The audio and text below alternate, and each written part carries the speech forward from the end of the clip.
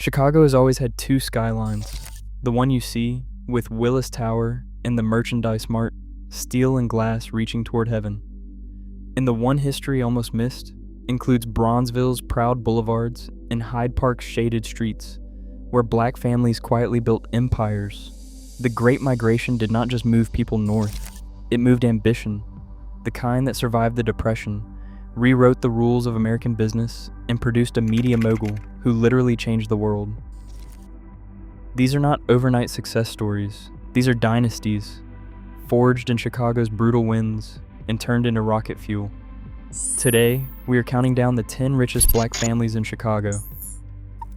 Number 10, the Overton family, the original blueprint. Every empire needs a founder who understood the game before the game had a name. For black wealth in Chicago, that founder was Anthony Overton, and his story does not begin in a boardroom. It begins in a barbershop in 1898, where every conversation was a lesson in what black people needed and could not get from businesses that did not respect them. Overton was born into slavery in Louisiana in 1865. He understood from the very beginning that freedom, without financial power, was just another kind of cage. He earned a law degree from the University of Kansas, but he did not go into law. He went into the one thing that was more powerful than any courtroom argument. He went into business. Specifically, he went into the business of making products for black consumers through a company that actually understood them.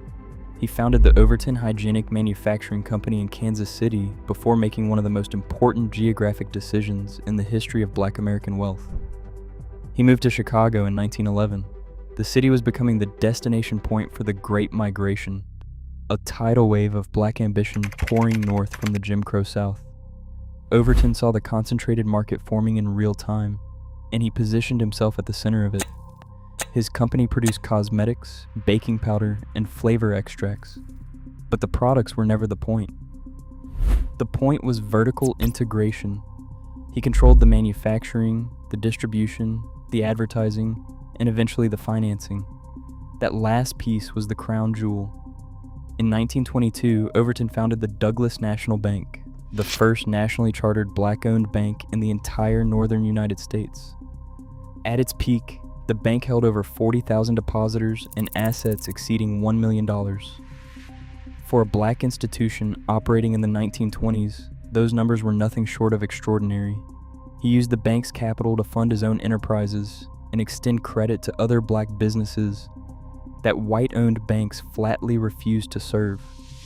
He was not just running a company, he was running an ecosystem. The Great Depression brought the Douglas National Bank down in 1932, just as it crushed thousands of other financial institutions across the country. But the Overton family had already diversified. They owned the Chicago Bee newspaper, serving the Southside community for decades. They controlled the Overton building on State Street, one of the first high-rise office buildings in the country, owned by a black entrepreneur. Their real estate holdings stretched across Bronzeville and Hyde Park. The family laid a foundation so deep that their descendants are still building on it today.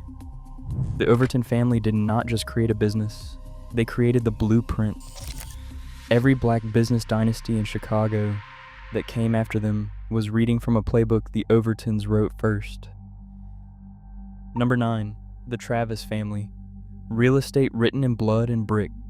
If the Overtons created the blueprint, Dempsey Travis proved it could be executed one property at a time, even when the entire system was designed to stop you. Travis was born in 1920 in Chicago's Black Belt, and the discrimination he faced was not abstract or theoretical. It was written into federal maps. The Federal Housing Administration's redlining policies drew lines around where black people were permitted to live in the city. Banks refused him. Real estate agents refused him. The country he had served in World War II refused him a mortgage when he came home.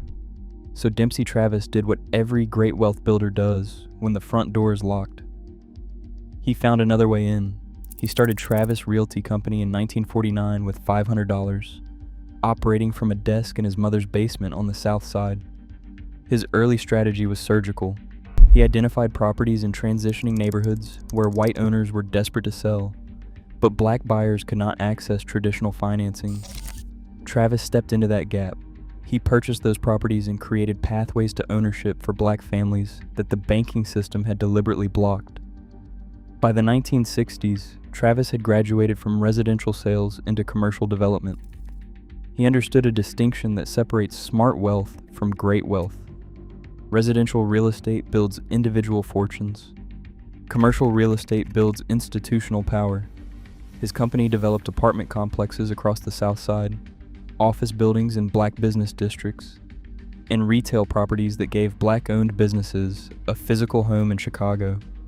His masterpiece was a luxury apartment building in Hyde Park that shattered the narrative that black developers could not produce and manage high-end properties in Chicago's most prestigious integrated neighborhood. But here's what separated Travis from the average wealthy man. He wrote 8 books documenting the history of black Chicago, not vanity projects, carefully researched historical documents that preserve stories that might otherwise have been lost forever. Those books generated royalties. They established him as a public intellectual whose voice carried real weight in debates about the city's future. Travis passed away in 2009, but the family's real estate holdings continue. Their properties in Chicago's historic black neighborhoods have appreciated dramatically over the decades. They represent something rare in American wealth. A fortune built entirely on refusing to accept the limits that a discriminatory system tried to impose. Number 8. The Burrell family, the advertising empire that changed how corporate America saw black people. Tom Burrell did not just create an advertising agency, he created a new commercial language for how corporations could authentically communicate with black consumers, and he built the entire operation from Chicago. When he founded Burrell Communications Group in 1971 in the Loop, he was fighting 2 simultaneous battles. The first was convincing white corporations that black consumers were worth targeting with specific, thoughtful campaigns, rather than as an afterthought. The second was proving that a black-owned agency headquartered in Chicago could deliver results that Madison Avenue's most celebrated firms could not. Burrell was born in Chicago in 1939 and raised in the South Side's Inglewood neighborhood. That upbringing was not just background, it was his competitive advantage. He knew Chicago's black community from the inside out, their aspirations, their cultural references, their spending priorities, and their buying power. After working at several white-owned agencies where he was often the only black professional in the room, he recognized a structural problem that no individual hire was going to solve. These firms would never truly understand black consumers because they did not live among them, worship with them, or share their daily experiences. His breakthrough came through McDonald's. His agency created campaigns that spoke directly to black families in Chicago and urban markets across the country. The famous Calvin campaign featured a young black man working at McDonald's to fund his college education, a story that mirrored the real experience of countless Chicago families who saw fast food employment not as a dead end, but as a launching pad. The campaign was so effective that McDonald's tripled its advertising budget targeting black consumers, and a significant portion of those dollars flowed directly through Burrell's Chicago offices. By the 1980s, Burrell Communications was the largest black-owned advertising agency in the entire country. All of it operated from Chicago.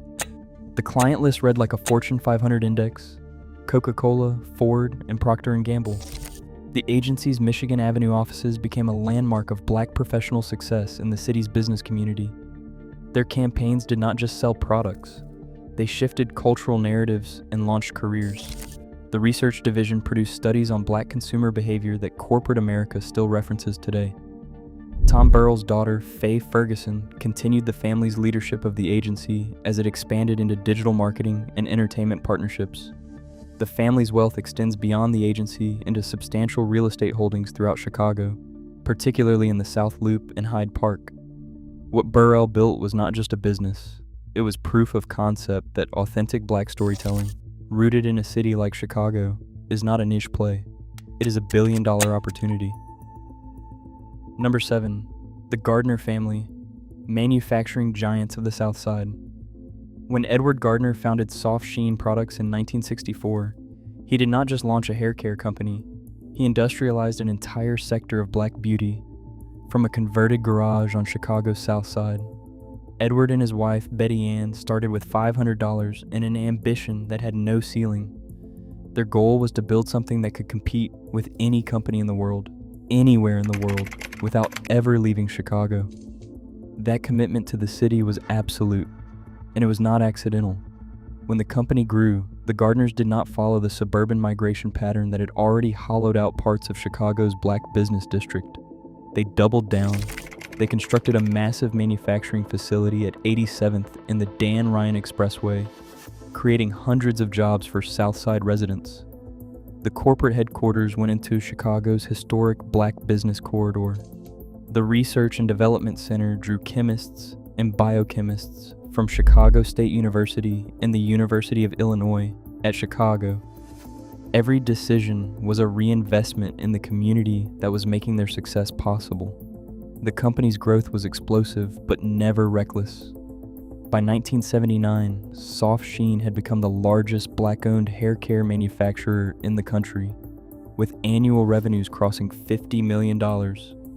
Every dollar of it generated from their Chicago operation. Products like Carefree Curl and Optimum became household names in black communities across the world. But every formula was developed in a Chicago laboratory by Chicago scientists. When L'Oreal acquired Sheen in 1998, the sale price was never publicly disclosed, though industry analysts have consistently cited figures between $100 million and $200 million. But what is equally significant is what happened after the sale. The Gardners did not cash out and disappear. Gary Gardner, Edward's son, founded Chicago Growth Partners, a private equity firm headquartered in the city that invests specifically in minority-owned businesses across the Midwest. His sister Denise established a real estate development company focused on revitalizing South Side commercial corridors that had been left behind by traditional developers. The Gardner family proved that you could build a company worth 9 figures on the South Side of Chicago, and that the right response to that kind of success is to come back and build the next one. Number 6, the Johnson family, the publishing dynasty that showed Black America its own reflection. When John H. Johnson founded Johnson Publishing Company in Chicago in 1942, he was not just launching a magazine, he was creating the visual and cultural language of Black American life, and he was building it from a city that understood exactly why that language was necessary. He secured a $500 loan using his mother's furniture as collateral. That decision to risk everything on a belief that Black people deserve to see themselves represented with dignity, power, and beauty is the foundation of one of the most significant media empires this country has ever produced. Johnson understood Chicago's geography as a strategic asset. The city's position as the nation's rail hub made it the perfect distribution center for a publication with national ambitions. Negro Digest launched first, followed in 1945 by Ebony magazine, which would grow to reach over 2 million readers at its peak. The Johnson Publishing Building at 820 South Michigan Avenue became more than a corporate address. It was a Chicago landmark. Designed by John Mutusami, one of the first prominent Black architects in the city, the building housed not just editorial offices and printing operations, but one of the most significant private collections of African American art in the world. At its peak, Johnson Publishing employed over 3,000 people, the overwhelming majority of them based in Chicago. The economic ripple effects were enormous. Printing contracts went to Chicago printers. Photography assignments went to Chicago photographers. The annual Ebony Fashion Fair, organized and managed from Chicago, toured the entire country, but always premiered in the city, generating millions in local economic activity every single year. Johnson's business instincts extended well beyond ink and paper. Fashion Fair Cosmetics, launched in 1973, generated over $50 million in annual sales, and was developed in Chicago laboratories by researchers specifically focused on Black skin tones. Supreme Life Insurance, acquired in 1974, brought financial services into the portfolio, all managed from Michigan Avenue. His daughter, Linda Johnson Rice, inherited the company and maintained its Chicago foundation through the most disruptive transformation the media industry has ever experienced. The family's art collection alone, built over 6 decades and insured for estimates reaching into the hundreds of millions, represents a legacy asset that transcends any single revenue line. The Johnsons did not just build a publishing house, they built a mirror. And for the first time, Black America could look into it and see itself the way it actually was. Number 5. The Pryor family. The quiet power of insurance capital. There is a particular kind of wealth that does not announce itself. It does not appear on red carpets or get featured in lifestyle magazines. It accumulates in the back offices of insurance companies, compounds in real estate portfolios, and expresses itself decades later in the form of institutional power that is almost impossible to dismantle. That is the Pryor family's wealth, and it is every bit as formidable as the more visible fortunes on this list. The family built their foundation through Supreme Life Insurance Company, a Chicago institution that dates to 1919. In an era when Black families could not get coverage from white-owned insurance companies at any price, Supreme Life served as the financial safety net for generations of South Side residents. The company's headquarters at 3501 South King Drive in Bronzeville was not just a business address, it was a monument to Black financial self-determination. That Art Deco building still stands today as a physical reminder of what organized Black capital could create when it had no other choice but to build its own institutions. Under the Pryor family stewardship, Supreme Life evolved from a traditional insurance operation into a diversified financial services platform. They understood something that separates sophisticated wealth builders from ordinary business people. Insurance premiums create pools of capital, and capital, properly directed, generates returns that dwarf the original business. The Pryors invested those reserves not in abstract instruments, but in the physical fabric of Chicago. Apartment buildings that housed Black families when banks would not issue mortgages. Commercial developments that brought retail and services into neighborhoods that major chains consistently bypassed. Every investment served a double purpose. It generated returns and it reinforced the community whose premiums were funding the growth. When industry consolidation eventually led to Supreme Life's acquisition, the Pryor family had long since diversified. They launched investment funds focused on urban markets where their decades of Chicago experience gave them analytical advantages that outside investors simply could not replicate. They accumulated additional real estate during market downturns, demonstrating the patience that separates generational wealth from one-cycle fortunes. Multiple generations of the family remain active in Chicago's financial sector today, serving on the boards of banks and investment firms, quietly influencing where capital flows in a city where capital flow determines everything. Number 4. The Rice family showed diversified dominance across two sides of the city. The Rice family of Chicago built their fortune through a model that is rarer than it sounds. Not through one dominant company, but through strategic positioning across multiple sectors of the city's economy simultaneously. Jerry Rice Sr., not the football player, constructed his initial wealth through automobile dealerships and real estate development across Chicago's south and west sides, understanding that in urban America, these were two of the most reliable engines of durable wealth. Starting in the 1970s, Rice identified a gap that was hiding in plain sight. Black consumers on the south side were buying cars, but were being systematically underserved by dealerships that did not respect their patronage. He acquired automotive franchises in those communities and transformed what the buying experience looked like. His showrooms provided financing for buyers who could not get loans through traditional channels. His service departments employed local mechanics and created career pipelines for young men who wanted technical skills. His training programs built the next generation of automotive professionals from the neighborhoods his customers came from. By the 1990s, the Rice Automotive Group was generating tens of millions in annual revenue across multiple franchises. But Rice had already recognized that automotive wealth moves in cycles, so he used the profits to acquire real estate.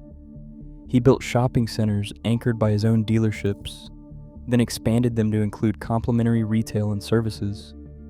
Mixed-use developments combined ground floor commercial space with residential units above, creating multiple income streams from single properties. The portfolio concentrated on the south and west sides, markets where Rice's knowledge was simply not available for purchase at any price. The next generation expanded the footprint while maintaining the city focus. They launched a private equity fund investing in Chicago startups led by minority founders. They formed workforce development partnerships with the city, training residents for careers in automotive and construction. A charitable foundation funds youth programs and entrepreneurship initiatives exclusively within Chicago. The Rice family proved that you do not need to be in every market to build serious multi-generational wealth. You need to be the deepest expert in the market you are already in. Number 3, the Obama family. Political capital converted into a permanent Chicago legacy. When Barack and Michelle Obama returned to Chicago after the White House years, they came back to the city that built them. They came back with enough financial power and global influence to reshape it in ways that will be felt for generations. Their wealth was accelerated by national and international opportunities, but its roots run straight down into Chicago soil. The foundation was laid long before anyone outside Illinois knew the Obama name. Barack's years as a community organizer on the South Side, though modestly compensated, established a network of relationships and a depth of understanding about Chicago's challenges that would underpin everything that followed. His years at the University of Chicago Law School built his intellectual reputation in the city's most academically rigorous environment.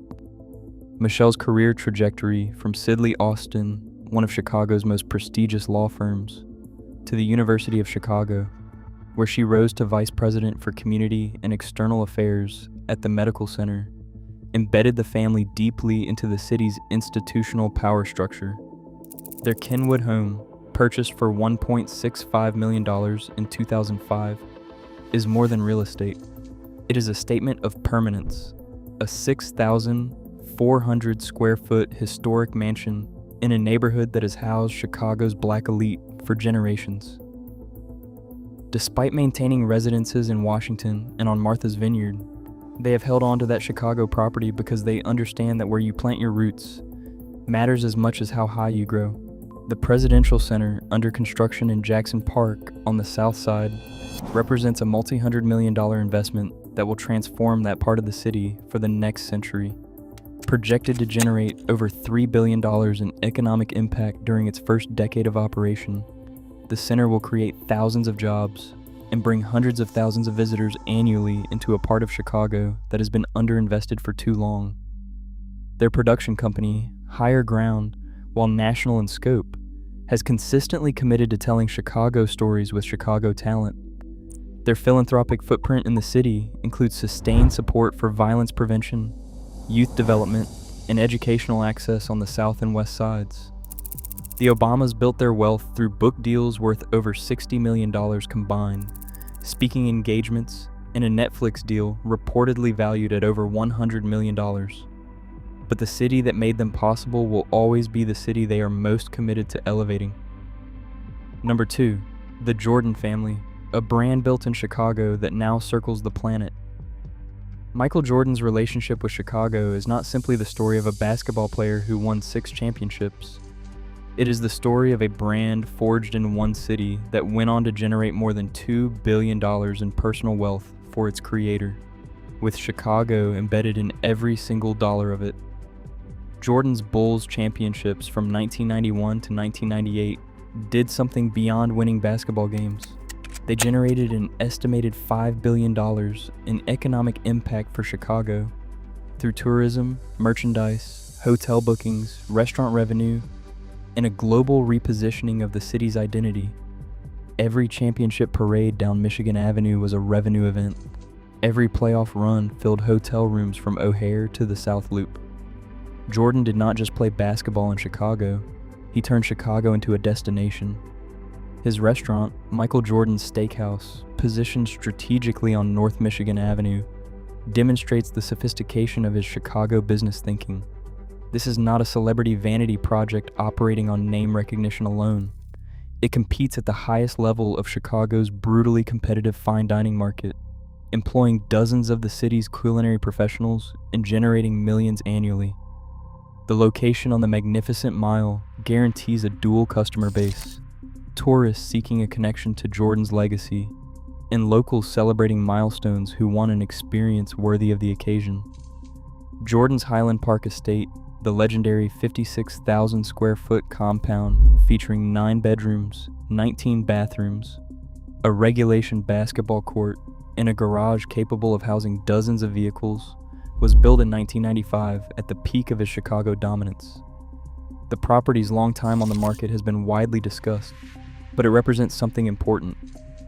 Jordan's deep financial investment in the Chicago area during the years when his earning power was at its maximum. His Nike deal generates over $200 million annually in royalties. His sale of the Charlotte Hornets netted him over $1 billion in a single transaction. His co-ownership of a NASCAR team, various sports betting ventures, and his Cinco tequila brand all operate at scales that most athletes never reach. But here's what makes Jordan's wealth distinctly Chicago. The brand that drives every dollar of it was created under pressure, refined in the crucible of playoff basketball, and validated by 6 championships won in the city. Every AR Jordan ever sold anywhere in the world carries the echo of the United Center and the roar of a Chicago crowd.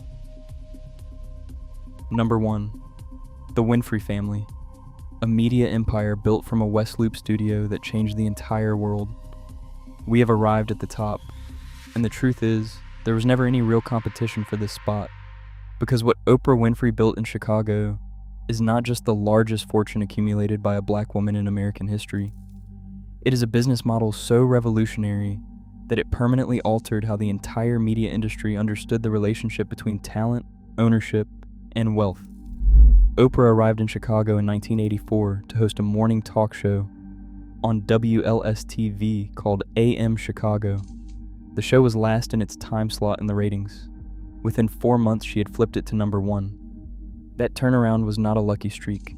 It was evidence of a connection with audiences that transcended every conventional demographic barrier that television executives had spent decades trying to understand. The show expanded and was renamed The Oprah Winfrey Show in 1986. At that moment, every network executive in New York and Los Angeles assumed the natural next step was obvious. She would bring the show to one of the coasts. She did not. She kept the show in Chicago. And that decision, which looked like sentiment to outsiders, was actually the most sophisticated business move in the history of American daytime television. Because when Oprah established Harpo Studios in Chicago's West Loop in 1988, she was not just setting up a production facility, she was executing a complete ownership strategy that no one in the industry had ever attempted at her scale. She did not just host the show, she owned the show, she owned the studio, she owned the production company, she owned the distribution rights. Every dollar the show generated flowed back to Harpo. Every syndication deal, every international licensing agreement, every advertiser was paying Oprah Winfrey's company, not a network that happened to employ her. The Harpo campus covered 3.5 acres in the West Loop and employed hundreds of Chicagoans year-round. Producers, directors, editors, camera operators, researchers, writers. The building generated its own economic ecosystem. Printing contracts went to Chicago vendors. The annual Oprah's Favorite Things, broadcasts, cultural events that could make or break a product's commercial trajectory overnight, were produced from Chicago.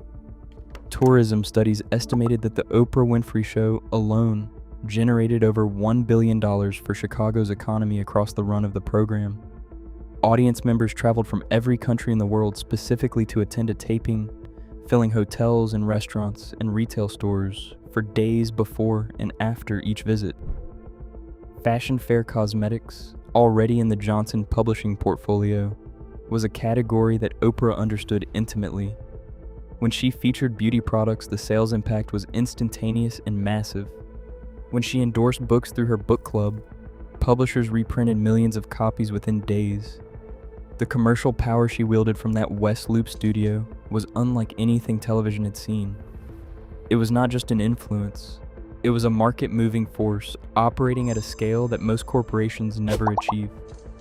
Her real estate investments in Chicago during those peak years included not only the Harpo campus itself, but residential properties throughout the city. She maintained an apartment in the Water Tower Place even after establishing additional residences in California and elsewhere, because she understood that Chicago was not just where she worked, it was who she was. When she eventually sold Harpo Studios in 2015 to the developer Sterling Bay for over $30 million, the building she had purchased and developed was worth multiples of her original acquisition cost. Even exits generate wealth when ownership has been maintained from the beginning. Oprah's current net worth is estimated by Forbes at approximately $2.8 billion. That number is built on decades of compounding from the business model she perfected in Chicago. Her deal with Netflix was reportedly worth over $100 million.